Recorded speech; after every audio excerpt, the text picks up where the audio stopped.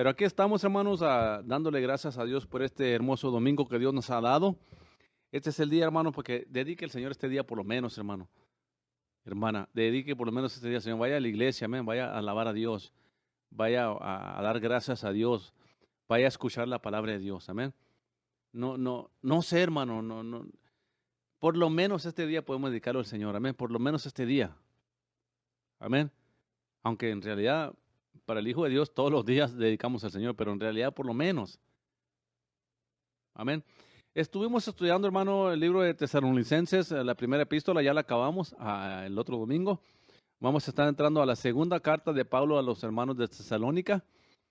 Amén. Y en la primera estuvo hablando del arrebatamiento, unos problemas que estaban pasando en la iglesia, ¿verdad? Por ahí, los dones, como que tuviéramos mucho cuidado en los dones, amén. De no dejar de profetizar bíblicamente, guiado por el Espíritu Santo, hermano, no tonterías que se le puso en la cabeza a la gente.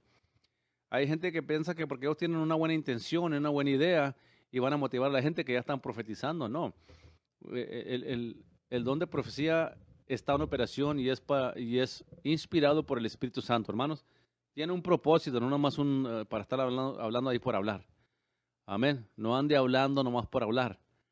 No ande hablando cosas a su antojo, a su manera y decir que es Dios. No le esté faltando respeto al Espíritu Santo de esa manera, ¿ok? Si el Espíritu Santo no le dice que diga algo, guarde silencio, no diga nada. Porque eso pasa muy a menudo ahora. Tanto apóstol, tanto profeta que hablando tontería y media y ellos y la gente ciegamente lo siga, y van tras ellos como si fueran grandes profetas de Dios o apóstoles. Es pura filosofía positiva que enseñan, puras cosas que motivan a la gente. No debe ser así si somos hijos de Dios. Por eso decía Pablo, no dejen de profetizar. Y en cuanto a profecía, dice, retener lo bueno y desechar lo malo. En cuanto a profecía, no a falsa doctrina, que no malentienda usted. Usted no puede ir a escuchar a un falso profeta, un falso apóstol, una falsa doctrina y justificar, pues yo retengo lo bueno y rechazo lo malo. No.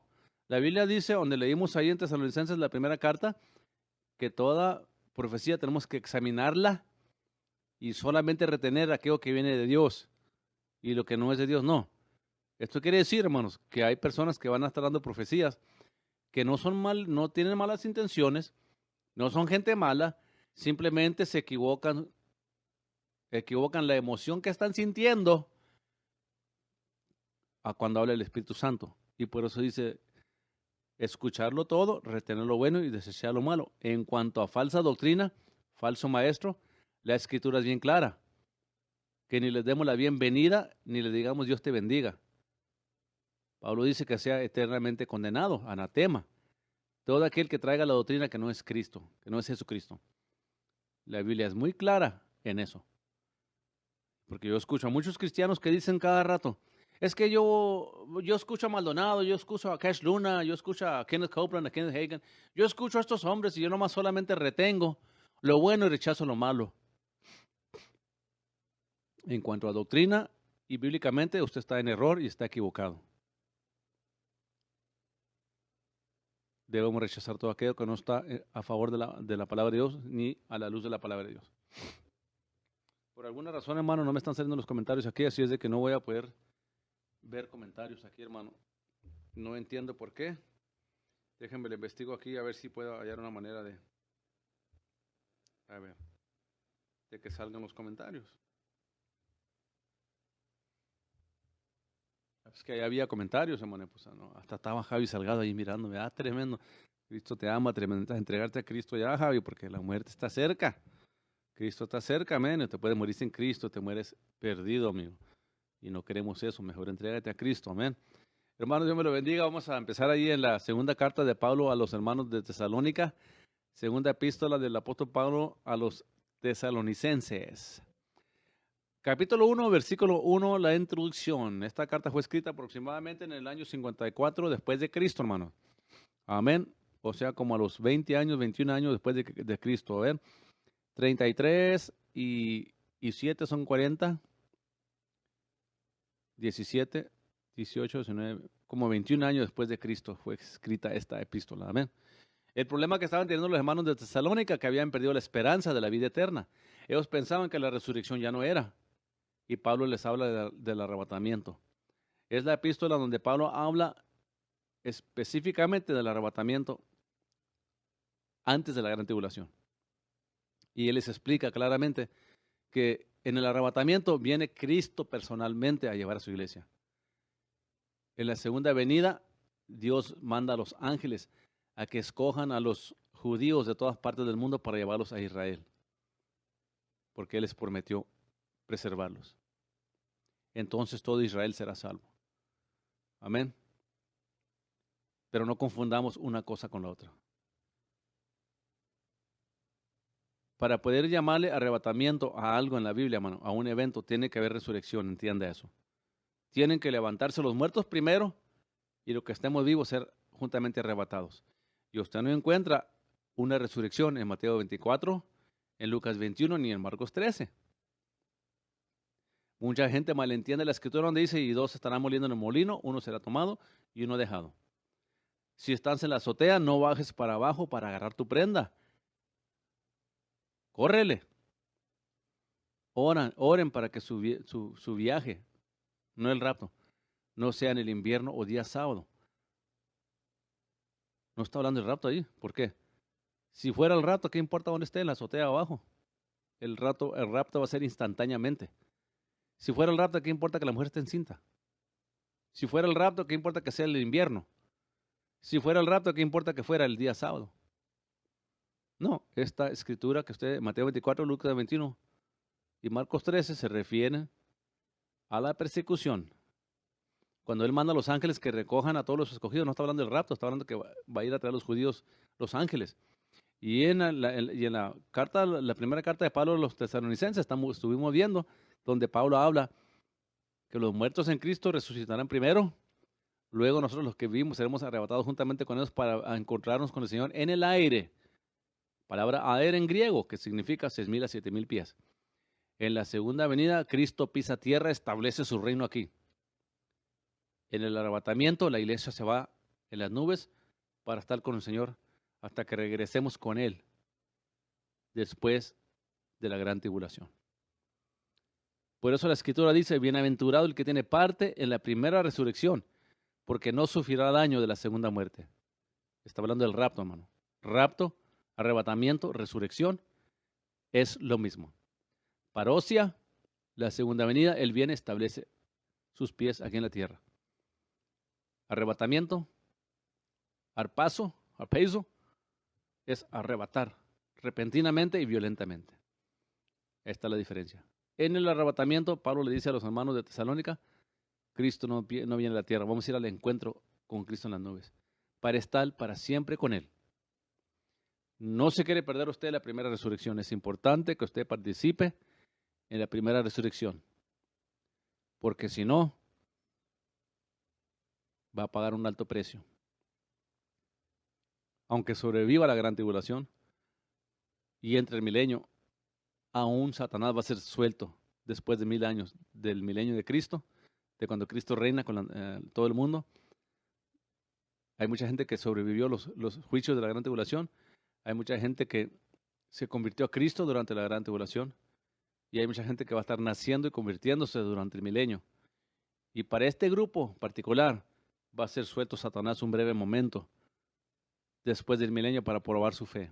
Y hay oportunidad que nieguen la fe, que se mueran perdidos. Por eso dice la Escritura y establece que nuestra meta debe ser irnos en la primera resurrección, o sea, en el arrebatamiento. Porque no sufriremos daño en la segunda muerte. Tendremos cuerpos glorificados. Por lo cual le damos la honra y la gloria al Señor. Empecemos, hermano. Ahora vamos a la segunda carta que le dice Pablo a los hermanos de Tesalónica. Le voy a estar leyendo la escritura y luego le voy a estar leyendo la nota. Pablo y Silas y Timoteo a la iglesia de los tesalonicenses. Es probablemente la segunda epístola escrita por el gran apóstol. Que es en Dios nuestro Padre y en el Señor Jesucristo.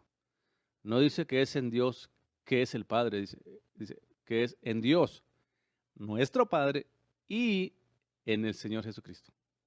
Menciona dos ahí, al Padre y a Jesucristo. Nota, Dios es nuestro Padre en virtud de Cristo y lo que Él hizo por nosotros en la cruz. Dice el apóstol Pablo en el 2, gracia y paz. La paz que resulta de la santificación. Gracia y paz a vosotros de Dios, nuestro Padre y del Señor Jesucristo. Nuevamente, del Padre y del Señor Jesucristo. No dice del Padre que es el Señor Jesucristo.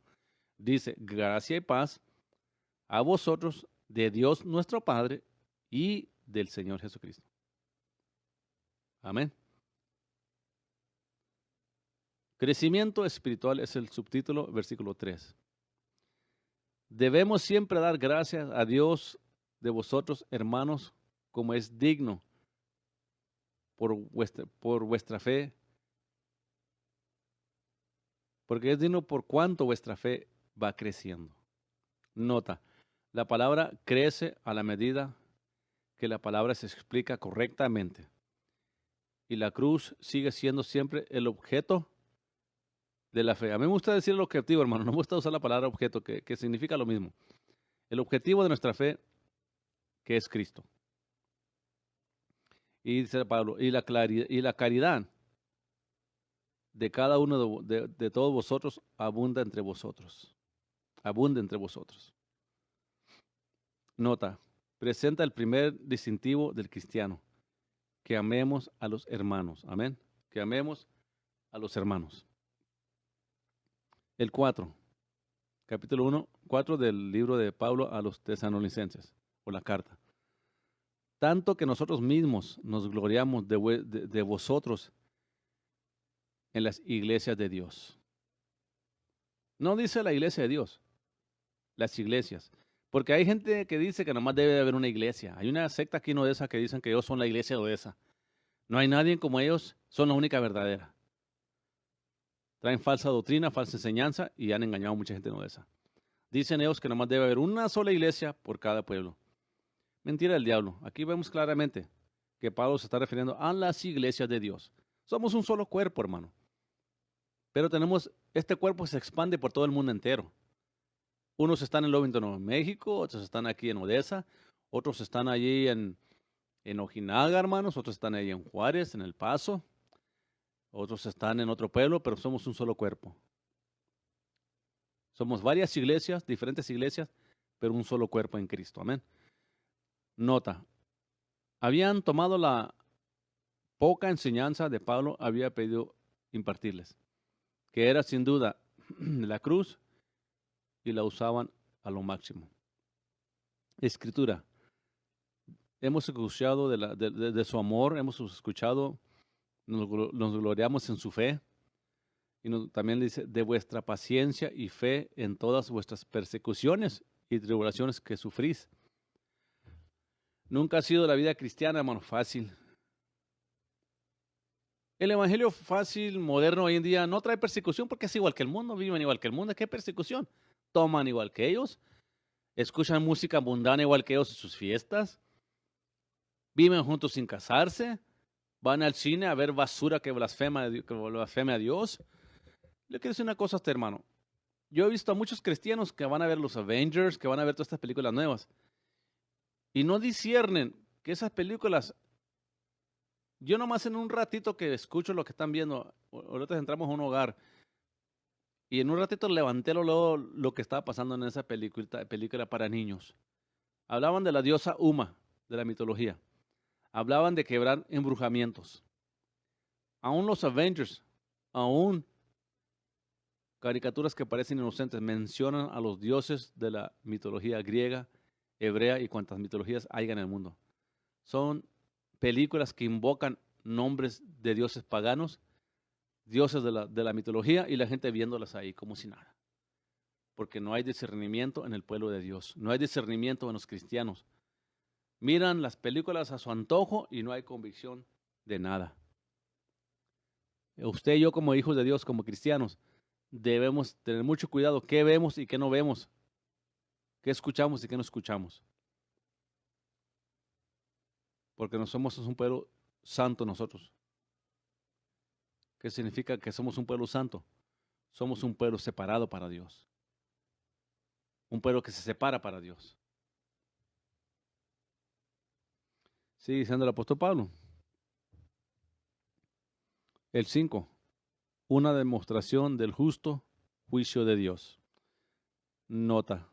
El sentido de esta frase consiste en que la resistencia de aflicción por causa de la justicia en una manera apropiada es prueba que habrá justicia de Dios el día final.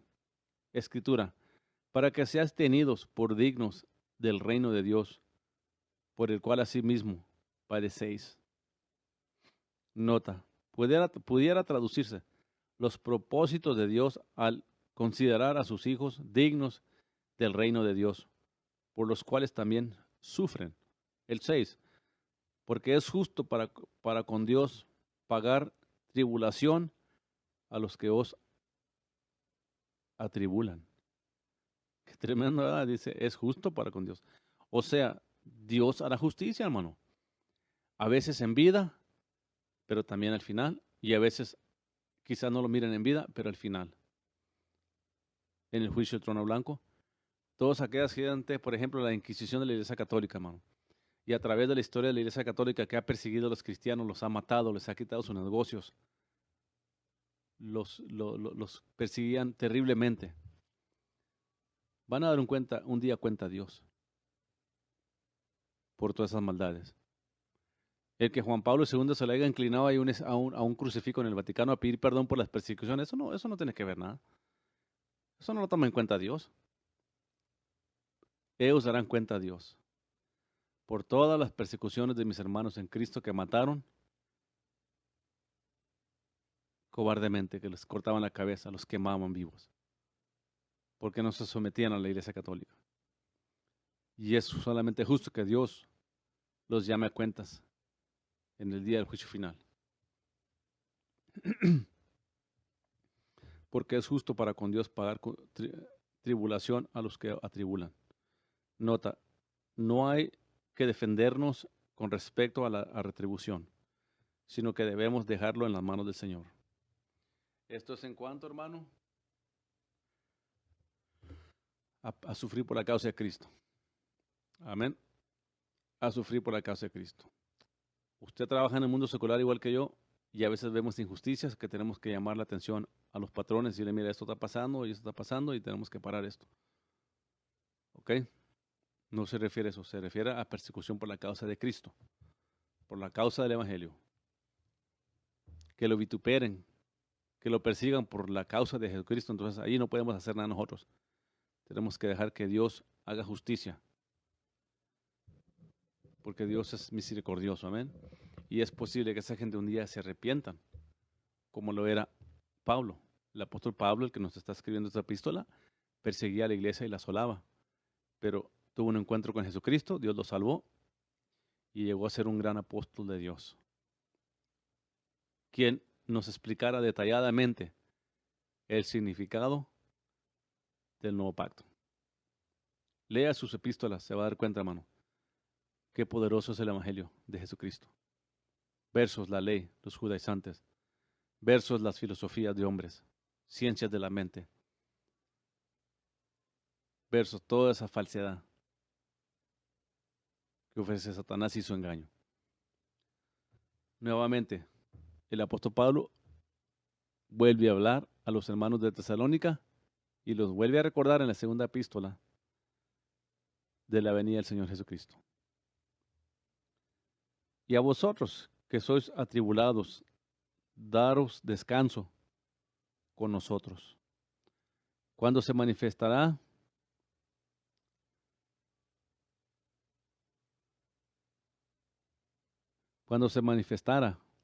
el Señor Jesús del cielo con los ángeles de su potencia. Nota, se refiere a la segunda venida, que es diferente al arrebatamiento. ¿Se fija? Por eso tenemos que entender a diferenciar, hermano, entre el arrebatamiento y la segunda venida. Hay mucha gente que confunde eso. La segunda venida no tiene resurrección. En la segunda venida, Él viene a establecer su reino aquí, a restaurar a Israel y a reinar por 1000 años. Esa es la segunda venida. En el arrebatamiento nos vamos con Él antes de la gran tribulación para estar con Él en el cielo, en la Nueva Jerusalén, hasta que volvamos con Él a reinar durante el milenio.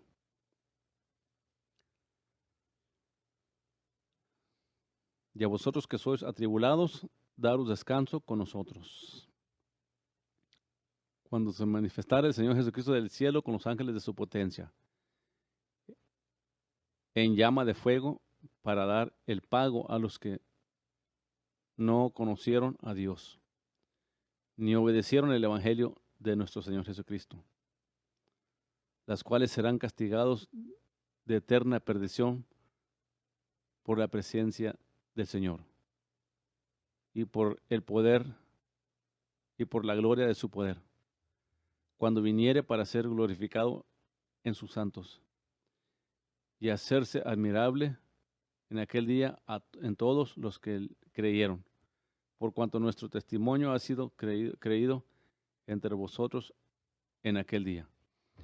Les está diciendo ahora Pablo, porque la iglesia era perseguida, estaba pasando persecución la iglesia. Y déjenme una cosa, hermano, la verdadera iglesia siempre ha sufrido persecución. No la iglesia moderna comprometida con el mundo, que no tienen compromiso con Dios, nomás sirven a Dios al antojo cuando les da la gana nomás, y a su manera. Pero Pablo les asegura aquí, hermanos, que el Señor vendrá y hará justicia y castigará a todos aquellos que no creyeron en el Evangelio y que persiguieron a la iglesia. Dios les pagará a ellos sus malas obras. Así es que Pablo les vuelve a explicar a ellos, hermanos, de que el Señor viene y va a hacer justicia. Aquí se refiere a la segunda venida. Vamos a seguir leyendo, dice el 11. Por lo cual, asimismo, oramos siempre por vosotros, que nuestro Dios os tenga por dignos de su vocación y llene de bondad a cada voluntad y toda obra de fe con poder, para que el nombre de nuestro Señor Jesucristo sea glorificado en vosotros y que vosotros en Él, por la gracia de nuestro Dios y del Señor Jesucristo. Al apóstol Pablo se le llama el apóstol de la gracia, hermanos, el apóstol de la gracia. Usted y yo, como hijos e hijas de Dios, tenemos que entender la obra de gracia de Dios en nosotros. La gracia nos salvó, hermanos. Por gracia somos salvos, no por obras, para que nadie se gloríe. Efesios 2:8. La gracia nos salva. Pero aquí vemos que Pablo está hablando de los creyentes, no de salvación, sino de su fe, de su fidelidad, de aguantar tribulaciones, recordándoles que Dios va a castigar a aquellos que están en contra del Evangelio, que nos atormentan a nosotros. Pero les dice aquí también, y vosotros en Él, por la gracia de nuestro Dios y del Señor Jesucristo. Tenemos que entender, hermanos, que la gracia de Dios puesta a nosotros, dada a nosotros, la necesitamos diariamente para poder vivir para Dios. La gracia es importante porque la gracia es el continuo trabajo o obra del Espíritu Santo obrando en usted y en mí para perfeccionarnos para la obra de Dios, para el servicio a Dios. O sea, la gracia de Dios no nomás se nos fue dada para ser salvos y ya, ahí terminó. La gracia de Dios, el favor de Dios, su fuerza, la unción de Dios, nos sigue acompañando diariamente a los que desean orar a Dios, buscar a Dios. Si una persona es carnal, cristiano a media, cuando le da la gana sirve a Dios, Dios es misericordioso. Pero esta obra continua de nosotros es obra del Espíritu Santo, que es un aspecto de la gracia de Dios operando en nosotros. Entonces la gracia es la continua operación del Espíritu Santo obrando en nosotros para llegar a la madurez y a la firmeza de nuestra fe en Cristo. Para ser dignos, hallados dignos de servirle a Él, de andar en su obra, de caminar con Cristo, hermano, en la voluntad de Dios, para poder obtener la vida eterna, el regalo de Dios, el don de Dios, que es la vida eterna, y reinar con Cristo por una eternidad en un cuerpo glorificado. Por eso, hermano, hermana, motívese, busque a Dios, vaya a la oración. Me da tristeza a mí en la iglesia que la gente no viene a la oración casi, hermano. Me da tristeza si una cosa tenemos que procurar es venir a la oración congregacional en la iglesia. Es que hay gente que dice, es que yo oro en la casa, yo oro mucho en la casa. Que no, que yo oro, hermano, que yo oro en la casa. Ah, es que mi tiempo con Dios es privado. Gloria a Dios, hágalo. Pero venga a orar como iglesia también. Lea el libro de los Hechos y se va a dar cuenta que los apóstoles se mantenían en la iglesia orando juntos. No cada quien en su casa, también hacían eso. Pedro y Juan cuando iban a orar por aquel ciego, hermanos, iban al templo a orar. Tenemos que ir desarrollando esa vida espiritual en Dios, hermanos, para ir creciendo, madurando. Porque déjeme leer una cosa, el momento que usted cae en el conformismo en su vida cristiana, usted ya empezó a perder la batalla. Usted ya empezó a desanimarse, a retroceder. Y tarde que temprano, usted lo va a tener el diablo arrinconado y usted va a andar en la carne y se va a alejar de Dios. Tarde que temprano. Tenemos que mantenernos vivos, tenemos que avivar el fuego que hay en nosotros, hermanos. Tenemos que mantenernos firmes en los caminos de Dios. No podemos estar ahí, hermano, entre dos pensamientos, entre doble ánimo. No haga eso porque viene el enemigo, lo destruye y lo destruye a usted completamente. Y le pone dudas. Después se enoja con el pastor, se enoja con la iglesia, se enoja con todo el mundo. Pero porque usted anda en la carne. Porque usted no lo dio a Dios lugar. Deje que la gracia de Dios siga operando en usted, hermano. Por eso está el Espíritu Santo con nosotros, para ayudarnos en nuestras debilidades, en nuestras flaquezas. Él está ahí para ayudarnos y fortalecernos en servirle a Él. En que estemos trabajando en la viña del Señor, en la obra de Dios, y seamos hallados fieles para cuando Él venga. Vamos a entrar al capítulo 2, hermano. Me quedan unos 15 minutos todavía. Vuelve a hacer énfasis en la segunda venida. Empero os rogamos, hermanos, en cuanto a la venida de nuestro Señor Jesucristo. Nota, se refiere tanto al arrebatamiento como a la segunda venida. Y nuestro recogimiento con Él. Esta frase se refiere estrictamente al arrebatamiento, nuestro recogimiento con Él. ¿Ok? Y lo dice el 2. Que no os mováis fácilmente de vuestra manera de pensar, ni os conturbáis, ni por espíritu, ni por palabra, ni por carta como nuestra, como que el día de Jesucristo estuviera cerca. No os engañe nadie en ninguna manera, porque no vendrá sin que venga antes la apostasía. Déjenme leer las notas para ir cortando parejo. No os mováis fácilmente de vuestra manera de pensar, ni os conturbáis. La doctrina errónea hace esto. Ni por espíritu, nota. Los mensajes en lenguas e interpretación que pretendieran ser del Señor, pero realmente no lo son. Ni por palabra, corresponde a aquellos que afirmaban tener palabra del Señor. Ni por carta como nuestra. Alguien había escrito una carta que afirmaba ciertas cosas proféticas y claramente había firmado el nombre de Pablo, lo que significa que fue una falsificación. ¿Se fija, hermanos? ¿Hasta qué punto llega Satanás y el diablo y la gente falsa? Le mandaron una carta a los tesalonicenses y la firmaron como si fuera Pablo, hermano, y no era Pablo que la escribió. Por ellos estaban desanimados, tristes, porque pensaban que ya no iba a haber resurrección. Pensaban que el arrebatamiento ya no era, ya había pasado. Y Pablo les vuelve a recordar que tuviera mucho cuidado de no estar recibiendo cartas como si fueran de ellos, cuando no eran. Como que el día de Cristo estuviera cerca. Nota, debería traducirse el día del Señor, porque en los mejores manuscritos se lee así, el día del Señor, que se refiere a todos los acontecimientos después del arrebatamiento. Algunos afirmaban, hasta en el día de Pablo, que la segunda venida estaba a punto de ocurrir, lo que, por supuesto, no era correcto. Obviamente, porque ya casi 2000 años después, todavía estamos aquí. Todavía estamos aquí aproximadamente 2000 años después. El tiempo, hermanos, es el mejor enemigo del que profetiza, el mejor amigo, pero también puede ser el peor enemigo cuando la falsedad que habla no se cumple.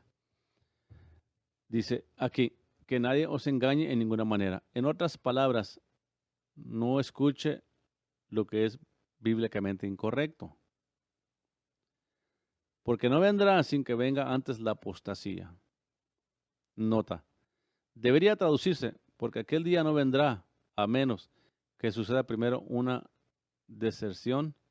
Se refiere al arrebatamiento, que en esencia dice que la segunda venida no puede correr hasta que acontezca ciertas cosas y se manifieste el hombre de pecado, el hijo de perdición. Se refiere al anticristo que tiene que aparecerse en el mundo antes de la segunda venida. ¿Se fija, hermanos? La importancia de entender todo en su perspectiva correcta. La gente anda por ahí diciendo y profetizando que viene un grande avivamiento. Pero yo quisiera base bíblica para que ellos me enseñaran dónde dice la escritura que viene un grande avivamiento. Porque según la escritura, viene una grande apostasía y no viene. Ya está aquí la grande apostasía. Ya está la apostasía en las iglesias. Ya la iglesia está apostatada. Puras discotecas, puros bailes, puras danzas en la iglesia, puro entretenimiento y nada de palabra sólida. Porque eso es lo que busca la gente. Mensajes de motivación. Mensajes que los hagan sentir bien, suavecitos. Buscan profetas de almohada, apóstoles de almohada, que les profetizan y les decretan y les dicen puras cosas bonitas.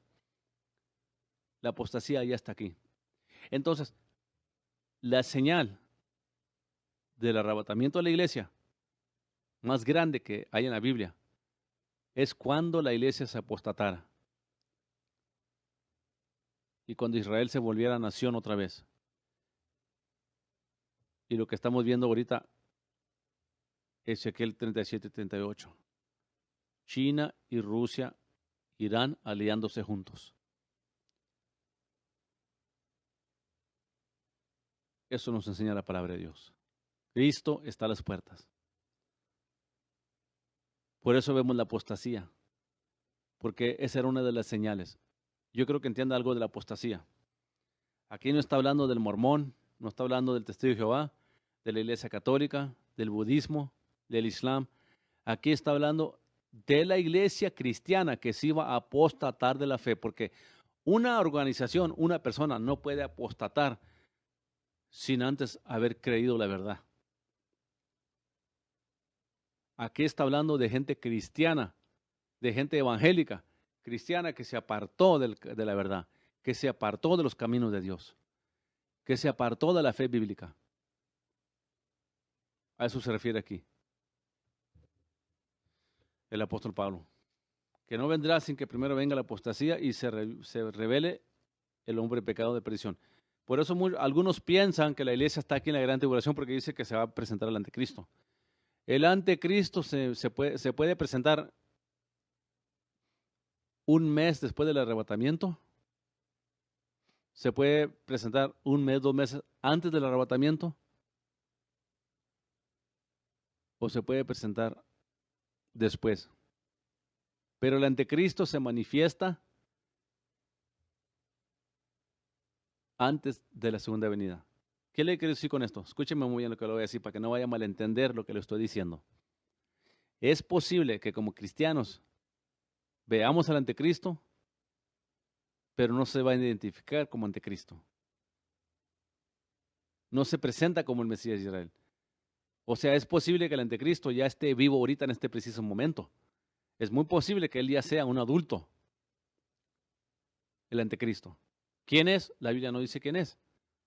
Hay gente que le ha querido adivinar quién es, poner nombres, usar códigos para levantar nombres del anticristo, quién es.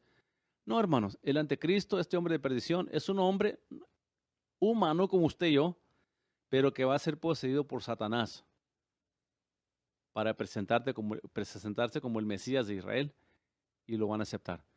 Es probable que el anticristo ya esté vivo, es probable que lo hemos visto en las noticias. Pero aquí la indicación es que él se va a manifestar como el Mesías de Israel. No sabemos si meses antes del arrebatamiento o meses después del arrebatamiento o inmediatamente después del arrebatamiento, porque la Biblia no nos especifica el tiempo, nomás el caso. Pero el anticristo se tiene que manifestar antes de la segunda venida y es posible que se manifieste el mismo instante que la iglesia se vaya, un mes o 2 meses antes o después. No sabemos. Lo que sí está claro aquí en la Escritura, que el Señor nos está avisando de una gran apostasía, de una iglesia que era verdaderamente cristiana, y no me refiero a la iglesia católica. La iglesia católica nunca fue la verdadera iglesia, nunca ha sido la original. La iglesia original la formó Jesucristo con sus apóstoles, Cristo siendo la piedra principal. Pero la iglesia fue formada por los apóstoles de Jesucristo. Pedro nunca estuvo en Roma. Pedro no fue el primer papa. Es la mentira más grande que Roma le dice a la gente, la iglesia católica le dice a la gente para engañarlos. Pedro nunca fue papa. Pedro nunca estuvo en Roma. No había iglesia católica hasta después de Constantino. Pero ellos le dicen a usted, para cubrir esos 300 años de historia que no existía la iglesia católica, le dicen que Pedro fue el primer papa. Qué fácil, ¿verdad? Cubrir 300 años de historia. ¿Por qué no se menciona la iglesia católica en el Antiguo Testamento? ¿Por qué no? ¿Por qué no se menciona la iglesia católica en los tiempos de Jesucristo? ¿Por qué Cristo nunca reconoció la iglesia católica? Porque no existía. Entonces, ¿cómo dicen ellos que Pedro fue el primer papa? Basada en mentira. Eso no se refiere a la apostasía a la iglesia católica, ni a los mormones, ni a los testigos de Jehová. Ahora, el fundador de los testigos de Jehová sí califica como apóstata porque él era creyente y él se apostató. Pero los que vinieron después de él no se clasifican como apóstatas porque nunca conocieron la verdad. Ya entraron al sistema con engaño. Y la profecía más grande del arrebatamiento es la apostasía de la iglesia, que estamos viendo hoy en día, una iglesia enfocada más en el materialismo que las cosas de Dios.